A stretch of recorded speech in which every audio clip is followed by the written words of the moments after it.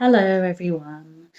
So, I wanted to share a personal story in this video of something that I felt a little bit uncomfortable around. It's a vulnerable story, but I think it's going to help a lot of you who perhaps suffer from imposter syndrome or feel as though, how did I kind of end up here? So, in one of the roles I was working in quite a while back, actually, just after I'd been made redundant, and I was dupied over and I was in another job. One of the things that I never really admitted to anyone within that organisation at the time, when I would look around and I would see the other people I was working with and the experience and the fact that it was still the same organisation, but I was working in another region of that organisation, is kind of like I'd look around and I think, how did I end up here?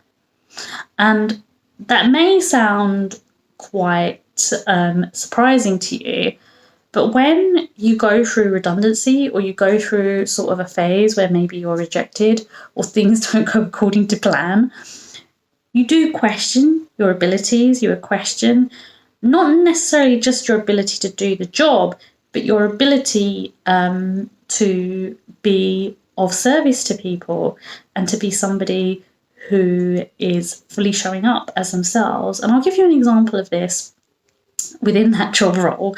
I wasn't working in my comfort zone. I was put into a community atmosphere where I was working with young people who were unemployed, looking for apprenticeships. And at that time, I really, really did not feel in my comfort zone. Even though I was a trained careers advisor, even though I had all the skills and knowledge to do that job, I kind of would just scratch my head every day and just kind of think, what am I doing here? How did I end up here? I haven't had to interview for this job, so I kind of became a bit, I wouldn't say complacent, but a little bit like, this is the first job I've landed by default almost. It kind of felt a little bit like, oh, am I cheating anybody here? Am I, doing this without really, really deserving it?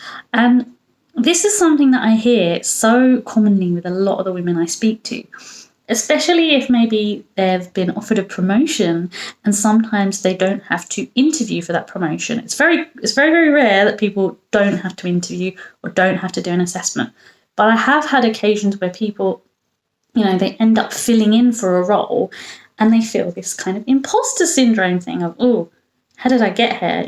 Am I going to be able to do this? Even though they have all the abilities, they have all the skills to do that job.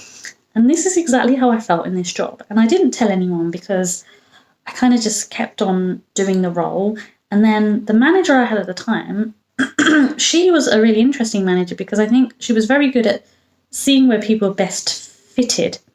And one of the things that I struggled with is I'd never done that sort of youth work before in that sort of context. So she took me out of there and she put me into schools and colleges, and I started to feel like more comfortable again, oh, this is my comfortable pair of shoes. I feel comfortable here.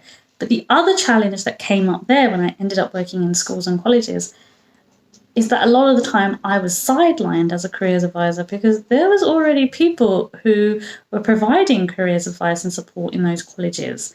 And I was the external careers advisor. So I didn't really feel as though I was giving value or contributing. And again, the imposter syndrome just crept up on me. And I kept on thinking, what am I even doing here? I'm qualified. I've done all this stuff. I know my job. I really, really, love working with clients one-to-one and in group settings. And I was given some opportunities. It's not as though I wasn't given any opportunities, but not nearly on the level that I wanted. And this is one thing I really, really want to quickly share. There are a lot of people who will probably watch this video and feel right now that even though they love what they do, they enjoy it, they're skilled in a certain way, that they're not showing up fully to the best of their ability. And a lot of the time, the reason why we're not is because I'm not saying we necessarily become lazy. No. We become comfortable and we don't challenge ourselves on how we can get more self-development within that role or how we can ask for more training. We only may do it if our boss challenges us. And the best managers in the world, they allow you to do your job in the best possible way because they trust you. And it's up to you to show up to say to them that actually, you know what, I actually want to learn more about that. Can you send me on a training? Or there's an area there that I'd like to do a course in. Would the company be able to pay me to learn that? And based on all the stuff I've learned through coaching and helping other women, I really, really wish I'd asked for that more in hindsight. But I know that I was meant to go on this path of starting my own business. So I don't have any regrets. But if for anyone who's watching this and is thinking, hang on a minute, I actually do need to challenge myself more and go out of my comfort zone more, one piece of advice I just want to give to you is firstly, you are worthy of where you're working. That's the first thing I want to say. And secondly, just remember all the things that you have achieved so far. Don't think that you don't deserve to be there, because you do. And try and show up in a way where you're helping other people and you are, creating something special. So I really hope that this video helps. And I just wanted to share that because I think a lot of people feel this way. Imposter syndrome is a huge, huge topic. And this is a short video, so I can't obviously go into the huge elements of it. But what I do want to say is that, there is support, ask for it, and go and talk to someone who is going to be able to help guide you on this. So let me know what you think in the comments below. Have you ever suffered from imposter syndrome? Or do you know anyone who's gone through this? Because I'd love to know your knowledge and experience. And thanks for watching. Bye.